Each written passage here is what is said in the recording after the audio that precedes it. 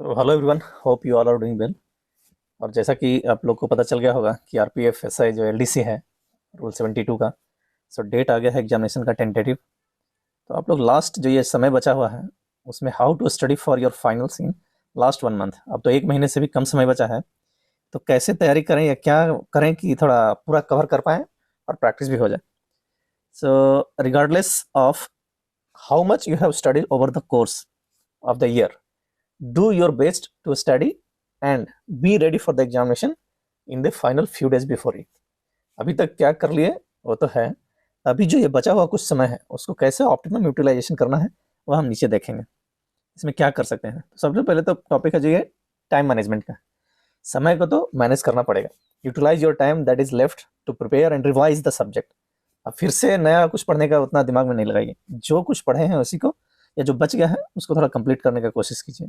जो भी कुछ टॉपिक है उसको आप बचा हुआ समय में जितना मौका मिले उसको एक छोटा सा टाइम टेबल बनाकर एटलीस्ट एक बार रिवीजन जरूर कर लीजिए। So at least make a balance study schedule so that you can study all the subjects. जो जो सब्जेक्ट है, राजभाषा से लेकर जो जीके है, आपका रीजनिंग है, या मैथ का पोर्शन है, या फिर जो अपना सब्जेक्टिव है, जो सब्जेक्ट है लॉ से रिलेटेड, टोटल को थोड़ा कवर करना। Don't mix up all the subject और टॉपिक्स एट वंस।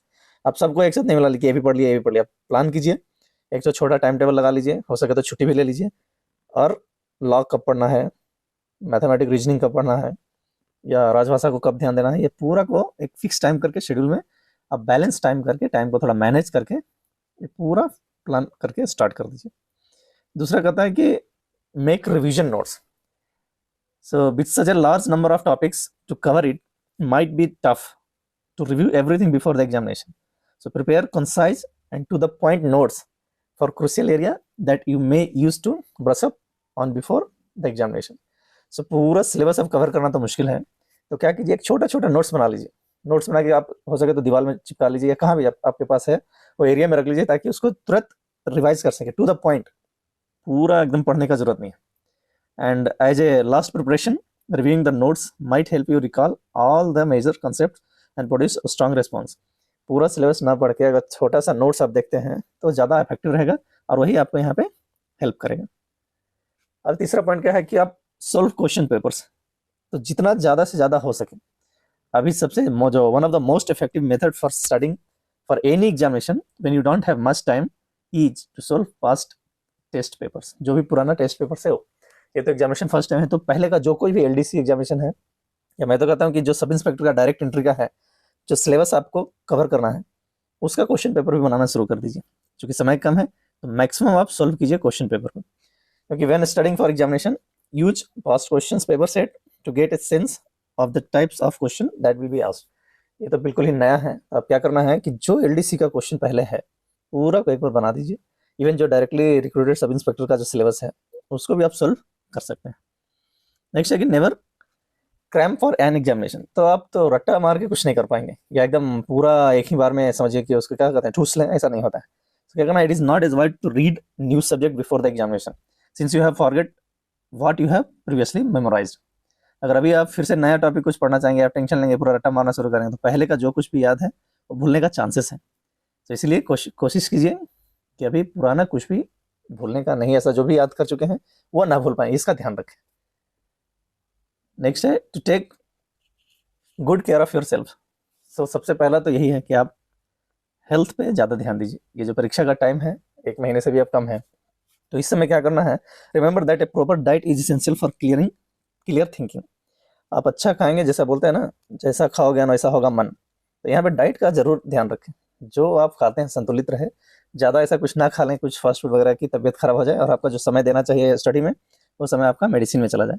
सो मेंटेन बैलेंस न्यूट्रिशन, जो भी डाइट है वो खाइए, और थोड़ा हेल्थ पे ध्यान दीजिए। इस समय 10-20 दिन है, हो सके तो आप छुट्टी ले लीजिए, अदरवाइज ऐसा ना हो कि कुछ प्रॉब्लम हो जाए परीक्षा के बदले में सीख कर लें।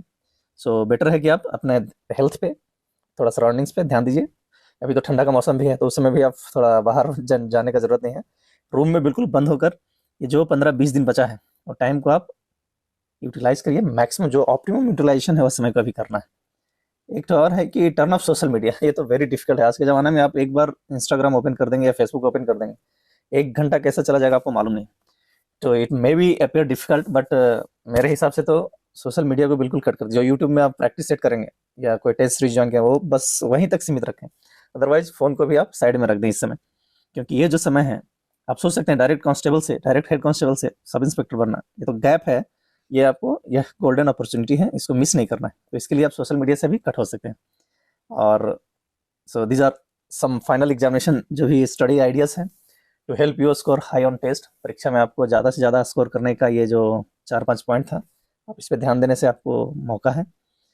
So these efficient exam study tips will undoubtedly help you to crush your syllabus in the last few days and score higher this time. So ये जो समय है, अगर ये 4-5-6 जो पॉइंट्स बोला इस पे अमल करेंगे तो आपको पक्का लाभ होगा और ज़्यादा से ज़्यादा स्कोर कर पाएंगे। So till then, best wishes for your examination. आपके एग्जामिनेशन के लिए शुभकामना है।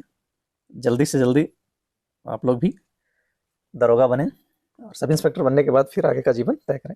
सो बेहतर है कि आप अभी खास तौर से स्टडी पे ध्यान दें। All the best.